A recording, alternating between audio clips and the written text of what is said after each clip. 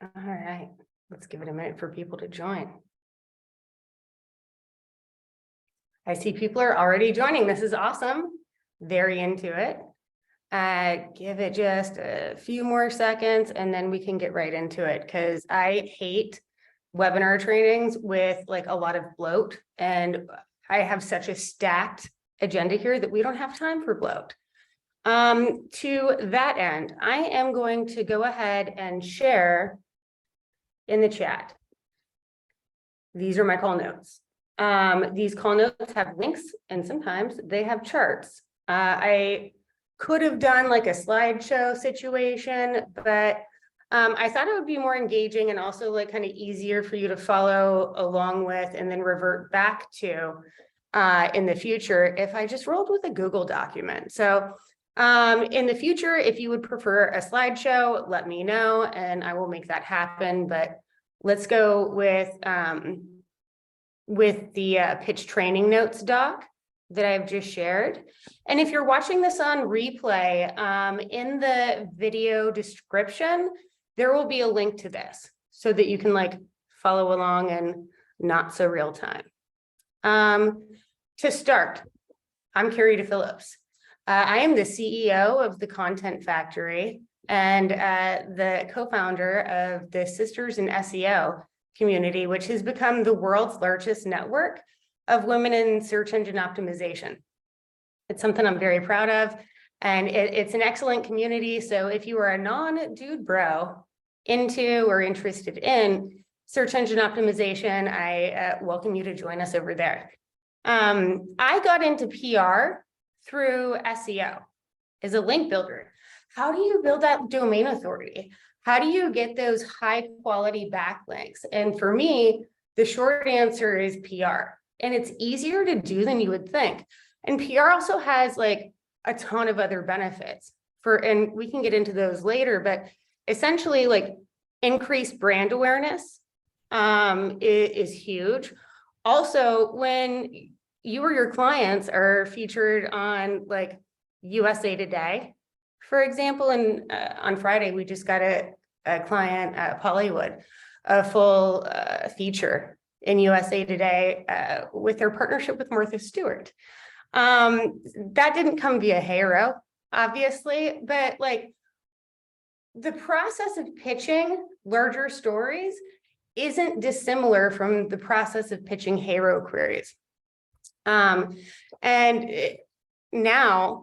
more than half of the Content Factory's business comes through PR services, not through SEO, although like you can see what I named my company, the Content Factory, right? You could imagine what I planned for us to do. And we certainly write a lot of content and execute a ton of excellent SEO strategy.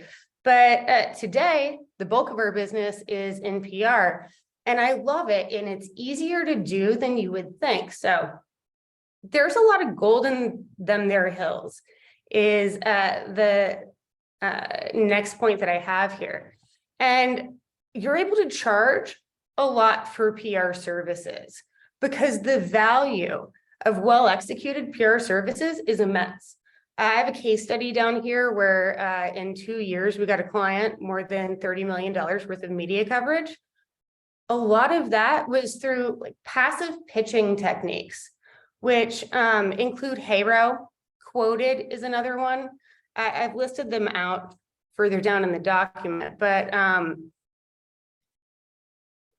the add value equivalency of these media placements on top of the benefits of the backlinks do great things for companies and their SEO. So if you're like writing a ton of blog content and you're incorporating some of these strategies, you're going to get some like killer backlinks that will help boost you above the competition and certainly increase your rankings over time. And this is a strategy that I've used for over a decade for like all industries, all types of clients, ranging from Astroglide to Sensicom weighted blankets to enterprise level software as a service companies. Like this process just works. And in addition to the PR benefit, you're also getting that like SEO leverage that a lot of other companies are sleeping on.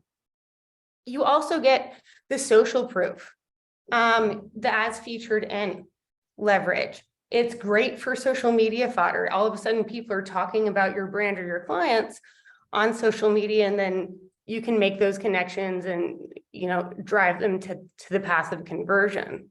Social proof increases conversion. There's no doubt about it. So like, how do you get social proof? Turns out pitching media placements is a great way to do that.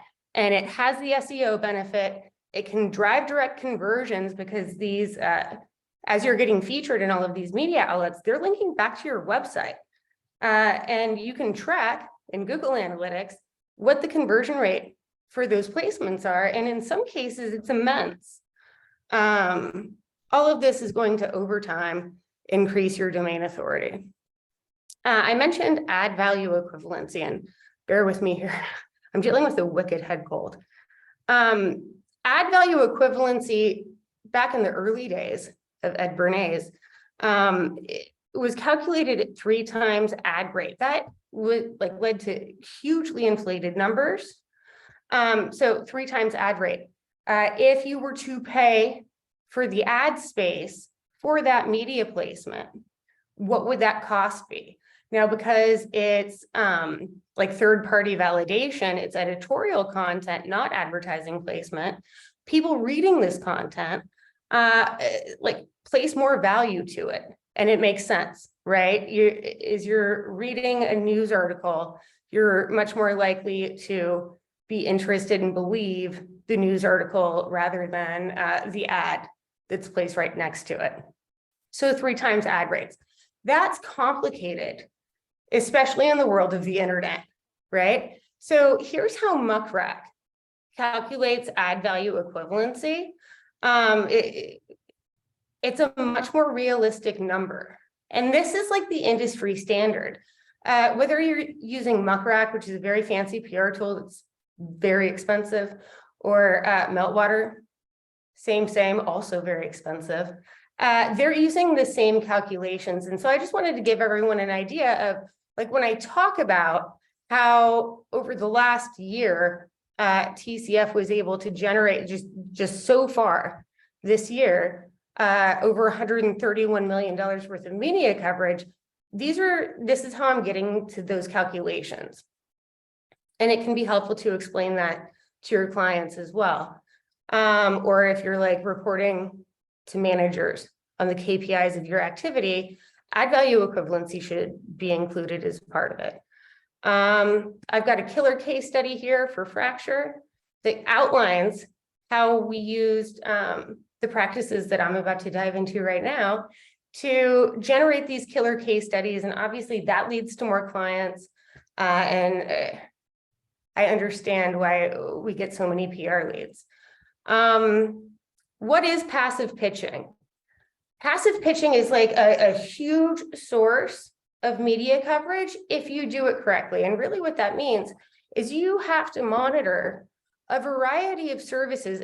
Great news, many of them are free or have freemium versions to find reporter queries. Like when reporters are looking for expert sources or products to feature in upcoming gift guides, whatever story they're currently working on, how do they find these sources? They use HARO, they use Qwoted, they use SourceBottle. SourceBottle is for like Australians and people in New Zealand. Response Source is more European based.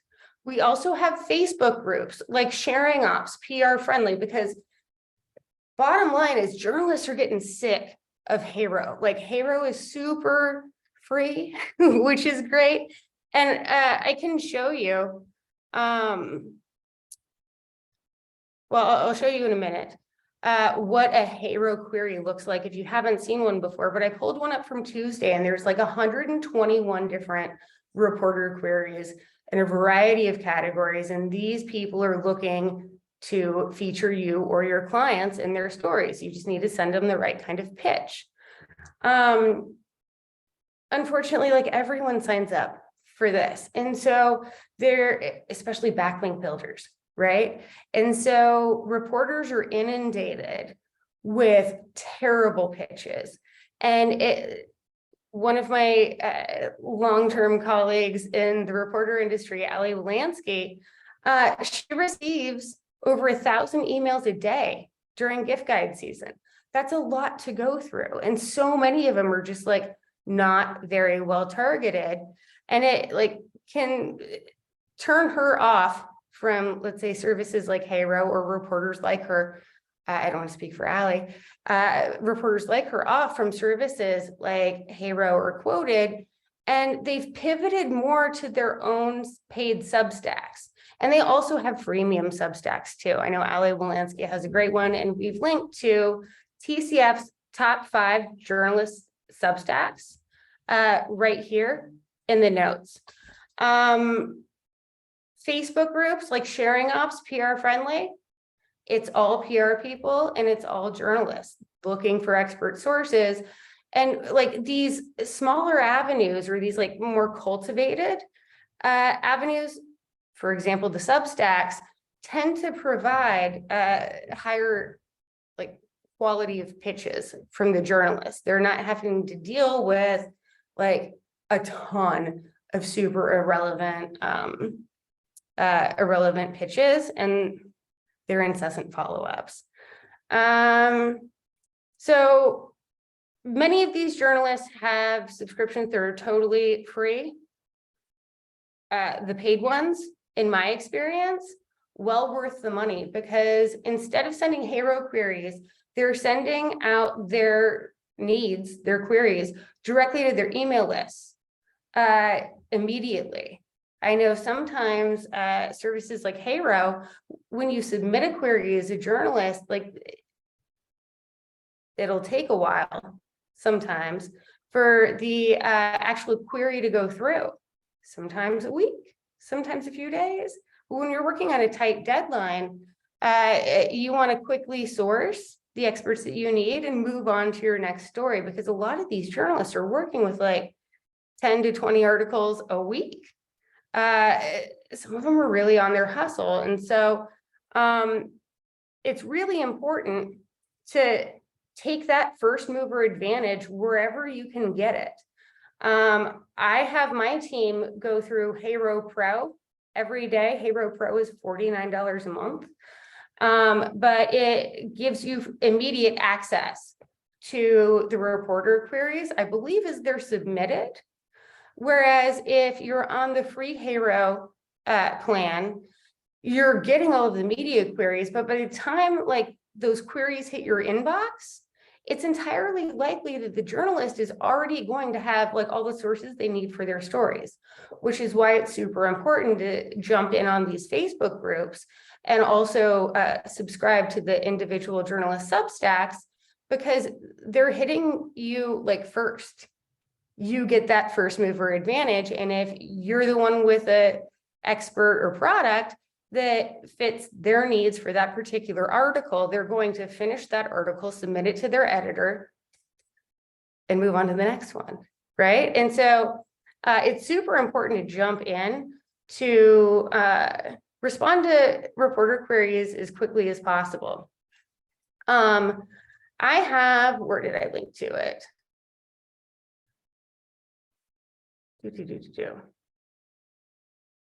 Okay, so regardless of how you get the query, the process and pitch technique is the same. And it's linked here in the notes, but I'm gonna link it here also in the chat, because this is our guide to exactly how we pitch reporters. And it includes a free template download of the exact same pitch that we've used to generate like literally hundreds of millions of dollars worth of media coverage for ourselves and our clients over the years. It's solid gold. Reporters like it. If you follow the process of answering their questions in depth and giving them unique quotes, you can't really go wrong as long as you're working with somebody who has the right credentials. So definitely check out this guide, use this pitch template because it 1000% works. If you're struggling to get media coverage, there are a few reasons why. And like later on, I'll tell you how like maybe you did get the media coverage and I'll walk you through how to find it. But affiliate marketing is huge. And it's something that a lot of companies are sleeping on or resisting. But when it comes to getting media coverage, especially post-pandemic, because when the pandemic hit, advertisers really pulled back their advertising dollars for media outlets. As a result, what did the media outlets do? They laid off a bunch of people. And then how did they recuperate that money? Well, by including affiliate links. So instead of linking to, let's say, your website that sells shoes for restaurant workers, they will link to the Amazon affiliate site or the Skimlink affiliate site for that, so that as their readers click through and make a purchase, they get a cut of that purchase. What that translates to for the business, or for you, the backlink builder, is that number one, that backlink is not going to go to your website. But number two, the client or the business is going to have to, take a hit with regard to now having to pay a commission on that purchase. However, more and more mainstream 3-letter news networks you probably trust have editorial policies specifically with regard to products that if they're having some sort of gift guide or roundup, they will not feature any company that is not on some sort of popular affiliate platform that they're already using. So if you're not getting media coverage, and especially if you're like a product company, there's a good chance that not being set up on some affiliate platform is significantly hindering your progress there. Do you get the backlink? No. But do you get the extra sales? Yes. And oftentimes major media placements can drive a ton of sales. And the small like affiliate fee that you would be paying would definitely make it worth it. So I'll get off my soapbox about why more companies should take affiliate programs more seriously, because again, editorial policy, it's a solid no-go if you're not on some sort of affiliate platform like Skimlinks or even Amazon's. One of the biggest mistakes that I see people make when it comes to responding to reporter queries is not really expanding their ideas of what a good reporter query is. So by that I mean, let's say you run a PR agency, yeah? And well, certainly I, as the CEO, could be looking for topics related to managing companies. I've gotten a lot of media placements for that. In fact, I sent a HARO pitch that landed me in NBC News, titled "One of the CEOs who takes job perks to the max." My grandma was very excited about that. So like there's like C-suite stuff. So when you're like a PR agency and you're only looking for media queries that are like PR based, you're going to have a hard time because there's not going to be so many of them. However, again, what kind of expertise does the CEO have? What kind of expertise does the HR department have? Because you would not believe how many queries there are specifically for the HR department. Also, who doesn't usually have PR people? Like HR people. So as a backlink builder and as somebody who is trying to, or as somebody who's trying to raise the authority of your C-suite or executive team to that like thought leadership level, I, as a PR agency owner, would recommend not just looking for like me, PR like specific queries, but what expertise and experience does my team have? And how can I leverage that to weasel my way into these conversations, get featured in places, and make these connections with journalists? Because relationship building with journalists is a key aspect of like all PR activity or just like all business activity, right? Don't you want to build these long-term relationships? Oh, I believe the chat is disabled. Let me see. Is the chat disabled? Show chat previews. Let me check. Can everyone see this?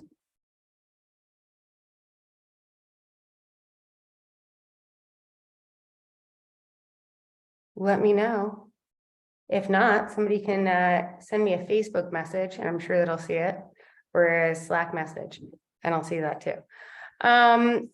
Getting back to relationship building, that's an important aspect of like all business activities, networking and whatnot, but it's especially important with journalists who like are working on stories all the time, but also the stories might take like 2 to 3 years to make, right? So if you get on their radar, I promise you, if you make a good impression, they'll think of you in the future for future stories, and they won't be sending out a HARO query. They'll just email you directly and ask for more of that expertise that their readers or viewers got so much value out of.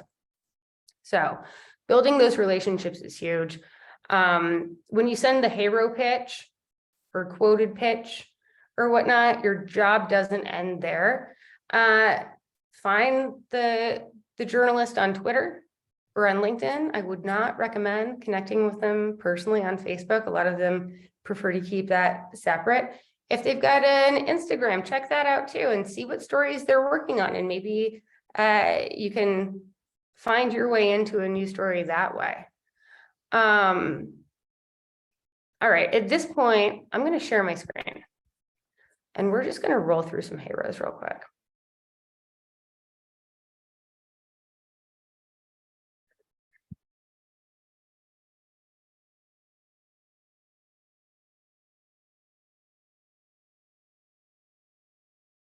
All right, share. All right. Oh, and I see I've got a Q&A over here. We can see it, but we can't respond. Chat is disabled. Answer. Okay. It seems like the Q&A is definitely working. So if you have any questions, type them into the Q&A and I'll find them there. All right. So this is just one of 3 HARO emails that you would get in a day if you subscribe. And if you subscribe to all of them, which I would recommend, because again, this is how you find like what I'll call like the sideways queries. It can still get your company like a great backlink, nice media coverage, and I guess help build that thought leadership for the executive team. We have a lot of medical queries all the time. And this is why we worked with Astroglide for 5 years for PR, social media, and content SEO. And as you might imagine, journalists don't really like wake up every morning and think about like, well, what's the next story I'm going to pitch my editor about personal lubricant? It just doesn't happen, right?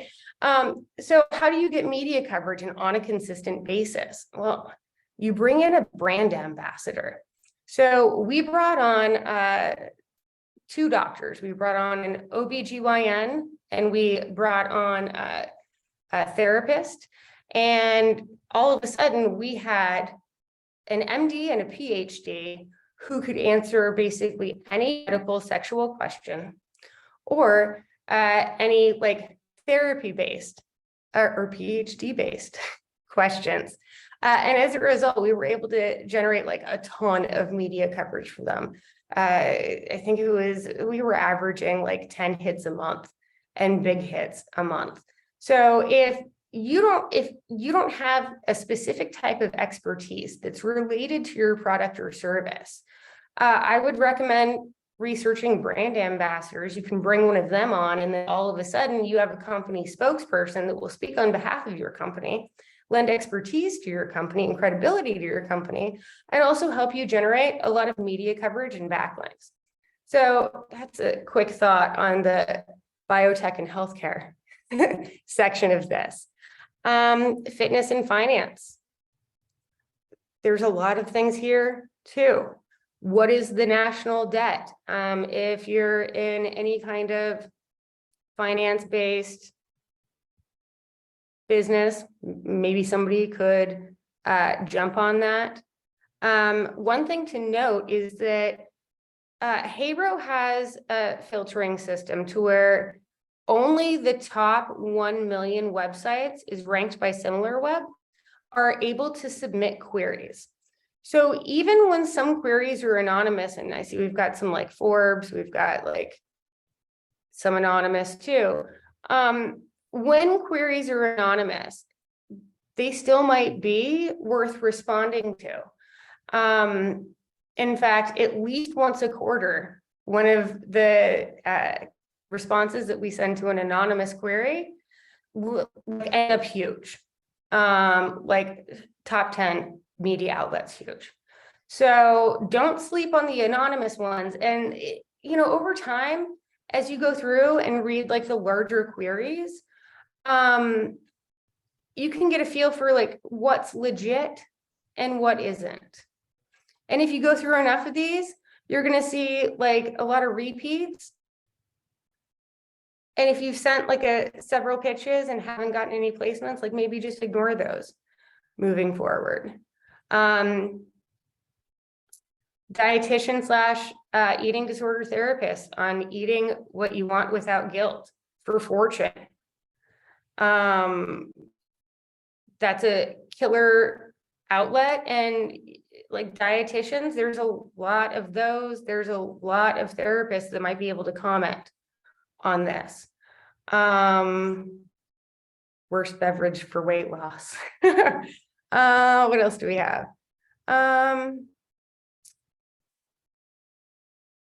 Estheticians. Stylists can really slay it on HARO. If you represent influencers, especially Instagram influencers or TikTok influencers, HARO is a great place to start, or maybe you are one of those influencers. HARO is a great place to start, or these like passive pitching techniques are great places to start to raise your profile even further and get your content out to a larger audience. I love PR for influencers. I'm going to stop this screen share and switch back to the call notes. So maybe you've been grinding it out at HARO for a long time, and you're like, this doesn't work for me. Au contraire, it's entirely possible that you've actually been slaying it and you just haven't found your media placements yet. And there's a simple reason for this. A lot of people just assume that the journalists are going to let them know when their queries go live, or when their placements go live. The hard truth is that a lot of times the journalists don't know. In a lot of cases, we alert the journalists that the placement has gone live via thank you email and social promo that tags them. So reporters are not going to tell you when they're using you in their stories. And in a lot of cases, if you write your HARO pitch right, they might not even respond to you. they're just going to like copy paste your quote into their article and move on. And then all of a sudden you have you've got some media coverage, but like you don't know about it. So expensive media monitoring tools do like some of the job, and I like subscribe to a half dozen of them, and they all do something pretty well, but like none of them do like the job and on a consistent basis with regard to reporting media hits as they come out. So every single day, somebody on my team Googles a variety of search terms and limits the search to like a week, or sometimes we pull it back to 30 days. You'd be surprised what you catch on like let's look back at the last year on a Google search for very specific terms. When you Google search, make sure that you pop open an incognito window so that Google isn't really pulling your history. That can be more accurate. Surprisingly, Bing, because we don't stop at Google with our daily searches. Oh no, we do the same searches over at Bing, and you would be shocked at how like surprisingly valuable Bing can be as a search engine. As a PR person, highly recommend it. Hit DuckDuckGo while you're at it, go crazy, right? But I would recommend, if you're regularly sending out pitches, that you on a daily basis search through a variety of search engines, and also play around with the time that you're searching for.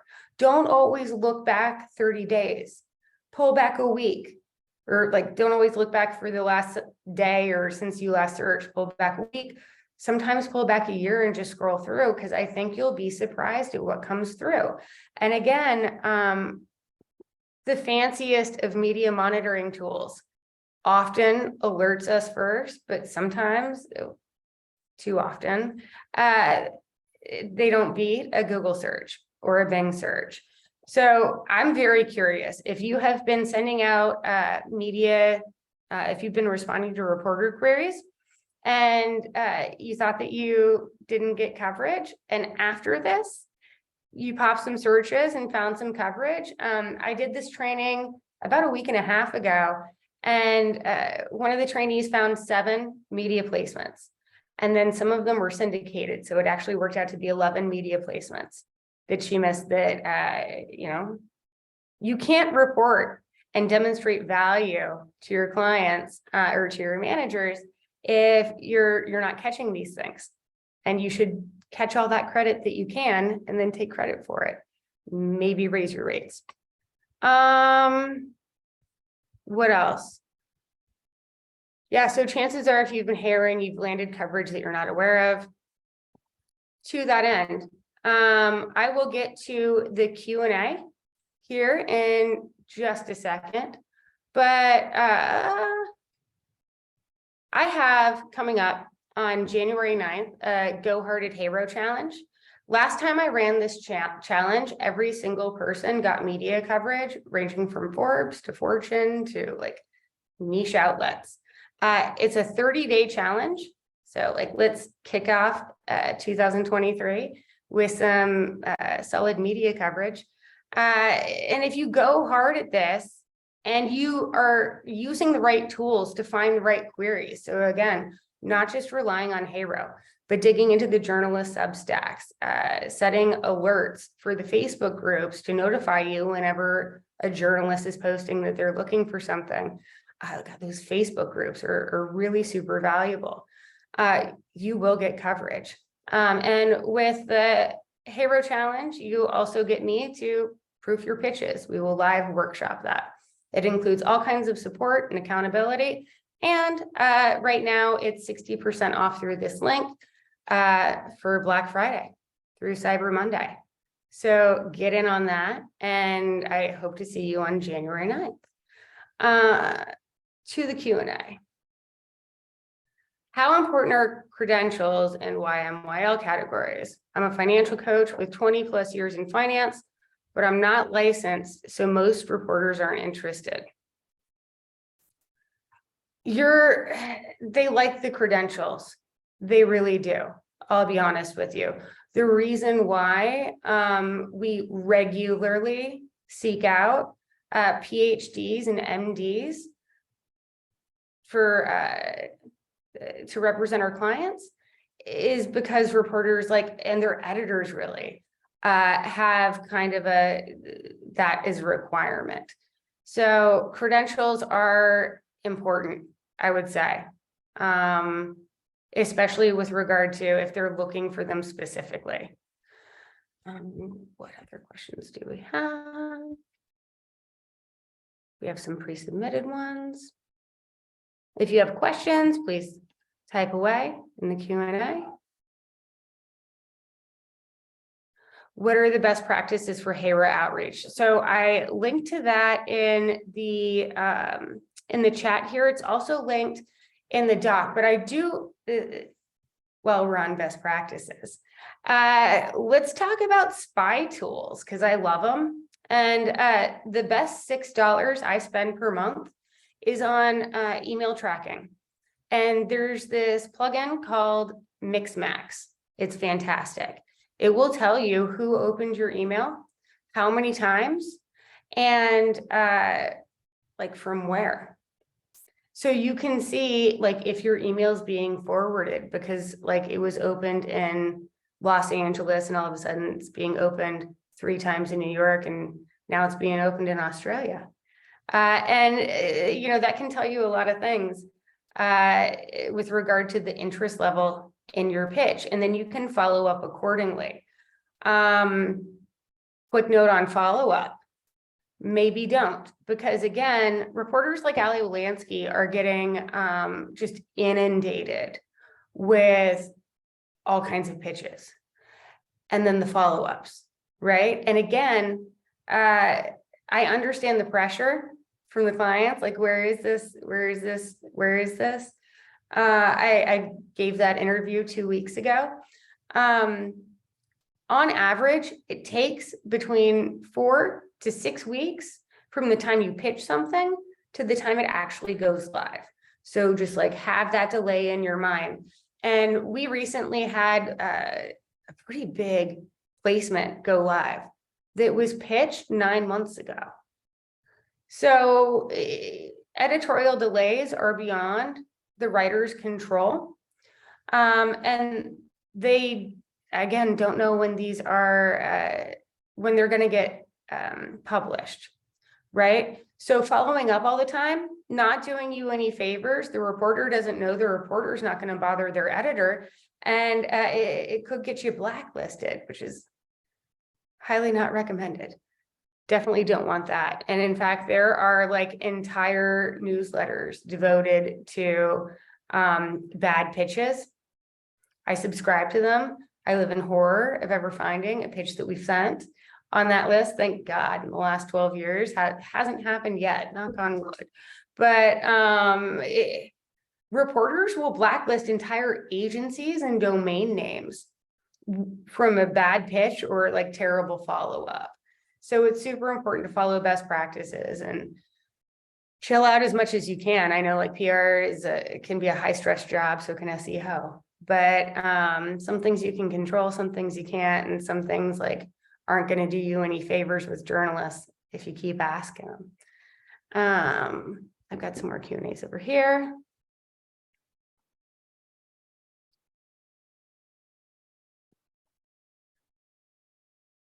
Can you follow up with your HARO response to the journalist? Probably not, actually. So again, we keep saying HARO, or I keep saying HARO. HARO is the biggest and one of my favorite tools, especially the free version, just does so much. But when I'm talking about HARO, I'm talking about passive pitching, regardless of whether it's coming from HARO, Qwoted, ProfNet, journalist Substacks, what have you, right? You're responding to a reporter's need for an expert or a recommendation for a product. Can you follow up with your HARO response? If you're submitting through, this is HARO specific. If you're submitting a query through HARO And you see it's got that like it's like a blind email address. It's like an anonymized email address. When the pitch deadline ends, so you see in the HARO queries when the deadline is, when the deadline ends, that email expires. So you're not able to follow up with the journalist through that email. It just won't work anymore. It'll bounce back to you. To that end, pro tip, there's no sense in pitching a HARO query past the deadline.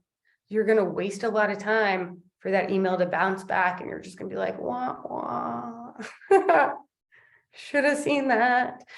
All right. What else do we have?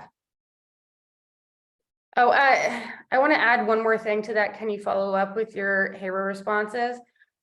A lot of the HARO responses have the journalist's name and outlet. Some internet sleuthing will quickly find you, their LinkedIn and Twitter, right? For connecting, I would recommend doing that. But understand that, especially with HARO pitches and just with pitches in general, you're up against sometimes hundreds, often hundreds, if not sometimes over 1,000 people competing for that same space in the journalist article. Maybe one follow-up if they sent you questions. Otherwise, no, just don't. And again, do your job, because the journalist doesn't know when the placement's going live. They're not going to tell you. So get on your Google. I use BuzzSumo for backlink tracking. SEMrush does that, but like if you're dealing with a big website that's generating all kinds of backlinks on a regular basis, like parsing through to find, that's just like not the best. Again, Google and Bing are your friends, and toggle around with the time, because, you know, chances are the article, maybe the article has gone live and it has included you, but then if you know what the article's about, you can also search for that subject and that reporter's name, and you can see if the article has been published and you just didn't get included. So I would recommend doing all of that before you reach out to the journalist for a follow-up, regardless of how demanding the client is. It's like, they don't like it. When you talk about bringing on a brand ambassador, how does that work? Are there any resources you can point to on that subject, or specific examples you can talk about? Sure. I need to write a blog post about this, an SEO blog post about this. We have a lot of experience at the Content Factory with bringing on brand ambassadors, and like you can kind of identify that early on. For example, our client Hollywood, like totally cool, very high-end heirloom quality outdoor furniture company made entirely out of recycled plastic. They are vertically integrated, made in America. They have their own recycling plants. They have one in Indiana and I believe one in North Carolina. I went to the one in Indiana and it was fantastic. Super cool. So outdoor furniture. Let's talk about outdoor furniture, right? People at the company can do, like, we certainly send their team a variety of like C-suite queries on a regular basis, but having an interior designer on staff really helps. And then they also rotate through like influencer partnerships. For example, right now, they're working with Martha Stewart on an entire collection of outdoor furniture that just launched, which is super cool. On an ongoing basis, if you see a need, and what I mean by a need is if you see a lack in the company for a certain level of expertise, maybe you're a home builder, but you don't have an interior designer on staff, you can outsource that through a brand ambassador, right? And what that process looks like, what our process looks like for sourcing a good brand ambassador is we get our stalker on and we find influencers that have the level of expertise that we need. If we're talking like medical or health at all, it's got to be a PhD or an MD. But like, again, like in the design space, you can partner with like interior decorators or people like Martha Stewart who have their own platform, right? And we specifically, when looking for brand ambassadors, look for people who like meet all the criteria of the expert that fills that hole that's in our clients, like in-house level of expertise. And then also who's got the good socials, because we want to make sure that, and it helps to get pitches, like it helps to land pitches. In the pitch template, like there's a standard line that goes something to the effect of, let me know, if you could, let me know when the article goes live. I'll make sure to search for it using the tools that we have. If we're included, I will be sure to promote it across all of our social platforms. And if this, all of our social platforms is a pretty big number, I include that number, right? You include that number because the journalist is going to see that and be like, oh, well, I'm also held accountable by my editorial team for like my own KPIs, including how many eyeballs get on my article. What's the engagement with the article? How many social shares of the article? Because believe me, all of these media outlets have incredible analytics on all of this stuff. And the journalists that do not meet those metrics probably aren't gonna, you know, get many more assignments moving forward. So like I call it playing the game with journalists, in that there's a solid quid pro quo with thank you so much for featuring my client or myself or my brand ambassador, whoever, in this article or, you know, in your video. We are sharing it across all channels, tagging all relevant parties, right? And most of your placements are, you know, outside of, let's say, Father's Day gift guides or whatnot, in which case you can promote that one every year. But most placements, more than half, for sure, are what I'll call evergreen placements, meaning that like you can promote that on social media from here until eternity, and it'll still make your client, your company, all parties represented look great. And you get that added bonus of tagging the outlet and tagging the journalist, the outlet, their editors, like all of that gets calculated into, you know, their metrics that they're held accountable for. And again, it helps build that long-term relationship with the journalist, because now the journalist sees like, oh, they didn't just share that once, they share it like once a month or like every Father's Day. I can count on this article being shared by, you know, I share client placements for TCF. Certainly the brand ambassadors do. And that's again why like the goal of PR and the goal with like brand ambassadorships whenever possible for me is to leverage larger networks to increase the size of your own. So like maybe your company or your client's company isn't like rocking it on socials, but if you can bring in a brand ambassador who can like serve the purpose of helping you land media coverage and then promote that media coverage, tagging your company, that helps elevate the brand profile over time, consistently so. I hope that that answered that question. If you have other questions, let me know. All right. When you pitch to a HARO query, is it okay to add pictures and links? Yes, that didn't used to be the case, but now I believe you can. But do not send attachments to journalists. Please don't do that. They're not going to open it. They won't even open your email. Send links to whatever it is, right? Like here's the Dropbox folder with all of these high-res images. Here's the link to whatever, more information, whatever else you might need. So I would not like embed anything really. I would include links. Okay, do we have any other questions? I think I have one more down here.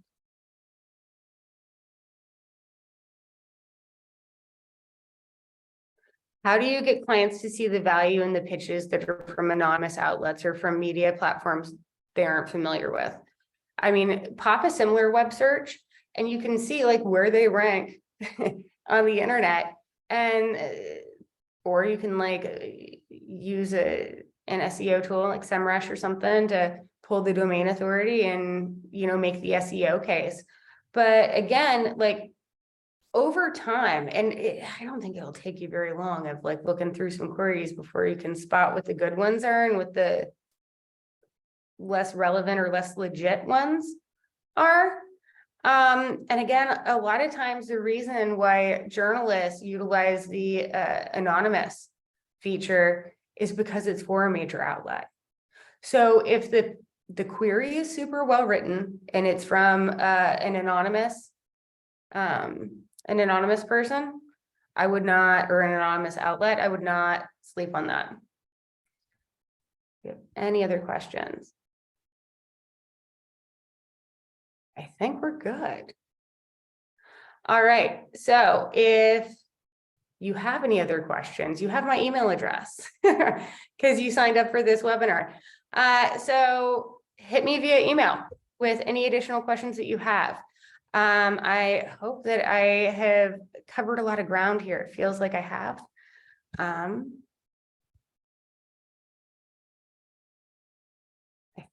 think that's all. The Go Hard at HARO Challenge, highly recommend that you join that. If you are into SEO and not a dude bro, check out the Sisters in SEO Facebook community and find me on LinkedIn. If we aren't already connected there, I would love to connect. With that, I think I'm going to wrap it up. So bad at closing these things. It's always super awkward. Like, how do I wave? Do I say bye? I'm just going to do that. Bye. I'm going to end webinar.